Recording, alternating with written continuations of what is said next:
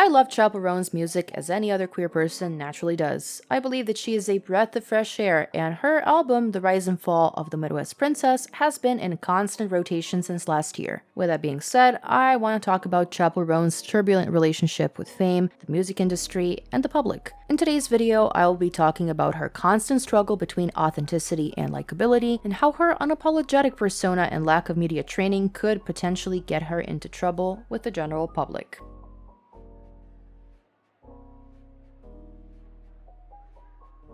Every couple of years, a new generation of pop girlies emerges in the music industry. Many of them try, and most of them fail to establish themselves as main pop girls and to have any lasting star power. Chappell Roan seems to be currently in the very forefront of the new generation of incredibly talented female songwriters and performers who have the potential to shape the state of pop music in the upcoming years. Many people have drawn comparisons between Chappell and Lady Gaga, and some even went a bit further in the past, comparing her to Cyndi Lauper and Kate Bush. As there has been a significant lack of current pop artists in the last couple of years who are willing to push the envelope, Chappell seems like a pleasant surprise to us pop music connoisseurs and lovers. Her honest and vulnerable songwriting, set to actually fun and inspiring pop music, has propelled her into superstardom at a ridiculously fast pace. Her album The Rise and Fall of the Midwest Princess has only been released last year, and she has seen an unprecedented amount of success and increase in listeners since April 2024, when her non-album track Good Luck Babe was released. In only a couple of short months, this talented young woman has had her whole world turned upside down. She went from working in a drive-thru cafe to filling stadiums and performing in this year's VMAs in less than 2 years. It is not surprising that Chappell might feel an incredible amount of pressure. Being catapulted into stardom in such a short amount of time must feel surreal. Your whole life changes in a heartbeat, and you feel pressured to comply with a complete new set of rules. Rules that you don't yet understand in the most unforgiving and volatile industry. And to make things even more complicated, you will have to navigate a difficult world of parasocial relationships that your fans will inevitably have with you. When everything adds up, you have a recipe for disaster, a recipe for a rising superstar who is more likely to burn out than to securely establish herself in the industry. But how did this start? When was the turning point when the public started questioning Chappell's actions and started viewing her through a magnifying lens? You could say that this is the nature of fame, that the price that every celebrity has to pay when they get this famous is the lack of privacy and constant prying eyes on their every step. And you would be right. Fame can be a nasty thing, and many people have lost everything in its pursuit. Being a celebrity in the digital age isn't the same as being a celebrity 30 years ago. Your performance does not stop the moment you step off the stage anymore. It never stops. You are expected to be a performer not only in your preferred field of art, but also in your public life. Public life that often seeps into your private life and completely merges with it. Just ask Taylor Swift. Chappell is a regular person who just happened to become a star due to her immense talent and who doesn't understand the concept of optics and public perception. And that's where the trouble began. The concept of optics and public relations is a tricky one to navigate. That's why most, if not all, celebrities hire PR agencies and have an assigned PR manager or publicist who manages their image, brand, and even swaying public perception. The first time that Chappell publicly spoke about her difficult relationship with fame, her fans, and the need to establish clear boundaries with her audience was met with mixed reactions. So the question is, why did she receive mixed reactions from both her fans and the public? Why did her message fall flat despite being factually correct? If we consider the parasocial aspect, which we should, since it's been a huge problem in our consumption of pop culture in the post-pandemic years, you could argue that a lot of people don't perceive celebrities as people. And a lot of people demand a certain type of behavior from celebrities which they think they are entitled to because they're supporting them and, to an extent, funding these celebrities. I think that this partially applies to Chappell as it applies to most famous people, even though most people have been refreshingly normal about this whole situation and have acknowledged and taken to heart everything that she's been talking about. The issue with Chappell, and you will see that this is a pattern later on, isn't so much in what she talks about, it is how she talks about it. It isn't that she has any radically wrong opinions, it is that, first of all, she doesn't grasp the nuance of what she's talking about yet, and second, the way way that she delivers her message. It is very unfortunate that sometimes, no matter how correct or right you are, you will be berated in public if the delivery of your message is off. In public perception, the optics are all that matters. This is the nuance that Chappell doesn't understand yet. She could have the most correct and unbiased opinion, but if she communicates her message in a way that leaves an impression or like an air of arrogance and impulsivity, which she unfortunately does, not even deliberately, I personally believe that she just communicates in that way, combined with her word choices that are not curated enough to not produce any ambiguous interpretations, you as an audience member form an impression of her that is not so favorable. It seems like she has a pretty strained and also contradictory relationship with her newfound fame and celebrity status. On one hand, she does claim that she wants to make music for queer people and her queer fans, to solely express herself in her art, and that she doesn't want the accolades or awards, that she just doesn't care about it. But on the other hand, she did submit her album to the Grammys, and she did cancel 2 concerts in Paris and Amsterdam and rescheduled her Berlin concert on a very short notice. I think it was 2 days, because she got an invitation to perform at this year's VMAs, which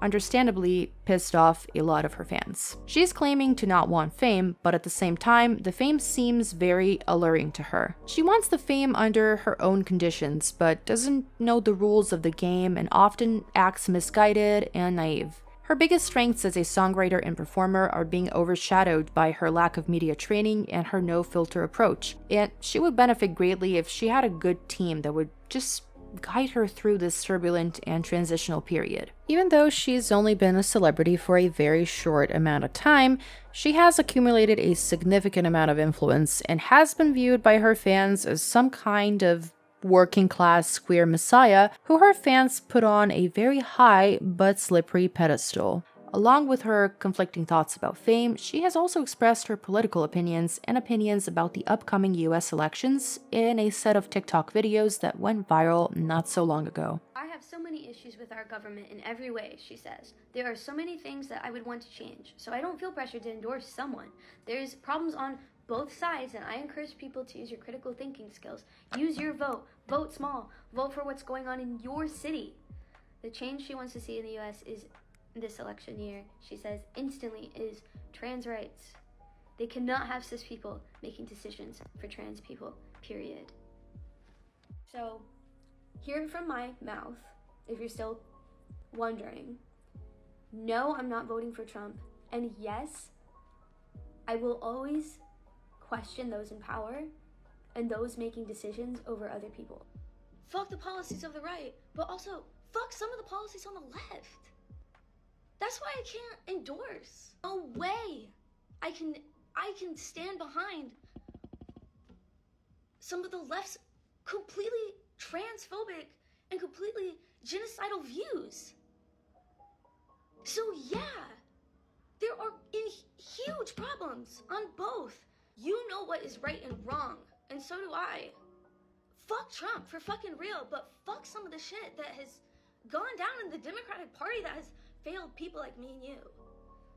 And more so, Palestine. And more so, every marginalized community in the world.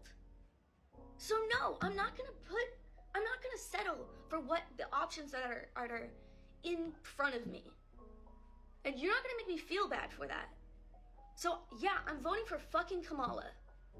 But I'm not settling for what has been offered, because that's questionable. It's questionable that our actions of our government, the actions of the internet, the actions of you and me. And I'm not gonna let this narrative of like me not playing both sides. No. This is not me playing both sides. This is me questioning both sides because this is what we have in front of us. So if you look at my statement and you're still like, she's just playing both sides, like she doesn't want to, no, you're not getting it. I'm critiquing both sides because they're both so fucked up. Voting is all we have right now in the system. And so I encourage it, yet again, vote for who in your mind is the best option for what we have right now. As somebody who has a degree in journalism and political science, I couldn't help but think that these videos severely lack nuance and sound kind of juvenile, even though she's 26. Albeit her opinion about Palestine and holding politicians accountable is admirable, and I completely agree with her.